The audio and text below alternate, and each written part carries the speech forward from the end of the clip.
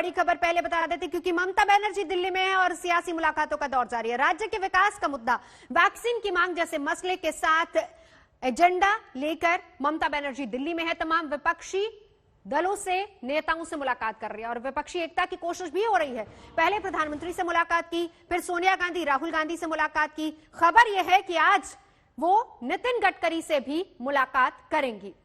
तो बंगाल की लड़ाई दिल्ली तक जैसे आ गई है। सीएम ममता बनर्जी दिल्ली में है और मेल मुलाकातों की डिप्लोमेसी के जरिए विपक्षी मोर्चेबंदी की बुनियाद खड़ी की जा रही है। खुद ममता सोनिया केजरीवाल से मिलने के बाद दिल्ली में दम भर रही हैं, लेकिन सवाल वही कि ममता की क्या है अगली रणनीति और दिल्ली उनके लिए कितनी पास है।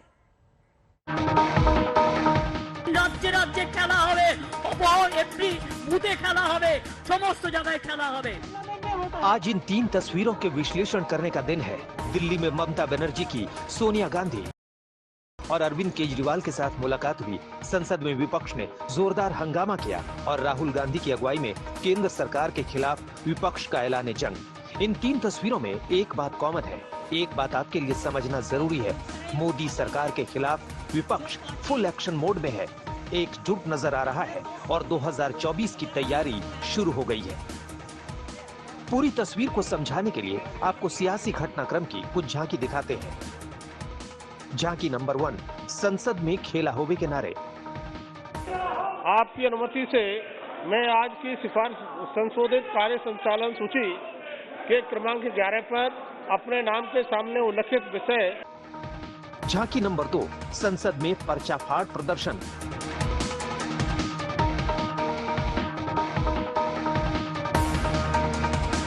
विपक्ष क्या चाहती है? केवल कागज फाड़ के स्पीकर के ऊपर फेंकना, कागज फाड़ के मंत्रियों के ऊपर फेंकना, मंत्री के हाथ से स्टेटमेंट छीन के उसको फाड़ देना। क्या ये चर्चा करने के लिए तैयार नहीं है?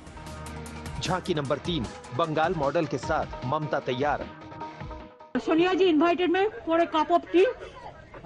Rahul ji is also there. So we met.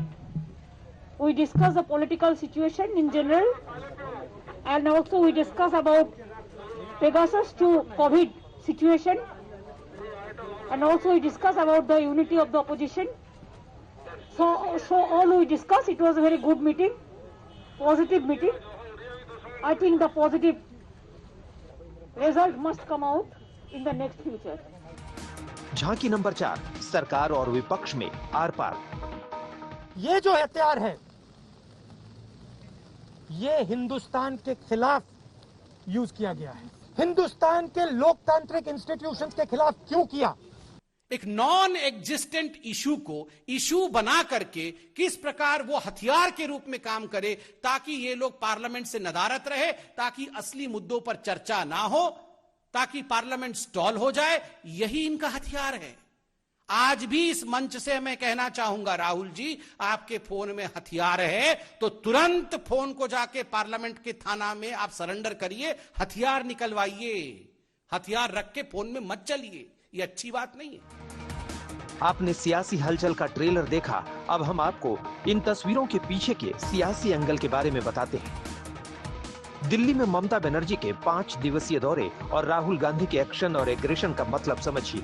Mamata Banerjee 2024 में मोदी के खिलाफ विपक्ष को एक मंच पर या कहें एक प्लेटफॉर्म पर लाने के मिशन पर है, यानी ममता फ्यूचर प्लानिंग का होमवर्क कर रही हैं। वहीं राहुल गांधी ताजा राजनीतिक हालात को लेकर मोदी सरकार को संसद में घेरने के लिए विपक्ष को एकजुट कर रहे हैं। एक लाइन में समझें तो ममता लॉन्ग टर्म प्लानिंग के रोल में है और राहुल गांधी अभी शॉर्ट टर्म प्लानिंग के हिसाब से कदम आगे बढ़ा रहे हैं।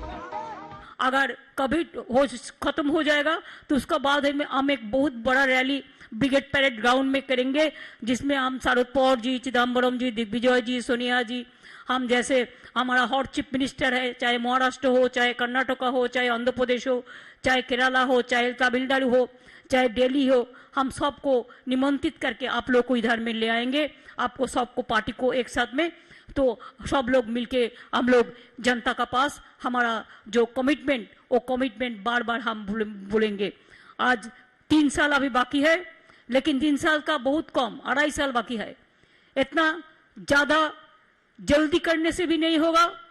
इलेक्शन का टाइम पे अगर हम जोट बांधे तब भी कुछ नहीं होगा। अभी दिन है जो एक एक दिन बहुत इंपॉर्टेंट होता है। इसके लिए आइए हम जोट बांधे, हम गठबंधन तैयार करें और आगे बढ़े और इंडिया को पथ दिखाए, रोशनी दिखाओ। इंडिया को रोशनी दिखाना आज जरूरी है अगर जनता को अब सेफ रहने चाहते हैं तो। हमारा सिर्फ एक सवाल है, क्या हिंदुस्तान की सरकार ने पेगासस को खरीदा, हां या ना? क्या हिंदुस्तान की सरकार ने अपने लोगों पर पेगासस हथियार का इस्तेमाल किया, हां या ना? हम सिर्फ ये जानना चाहते हैं। आज तक ब्यूरो।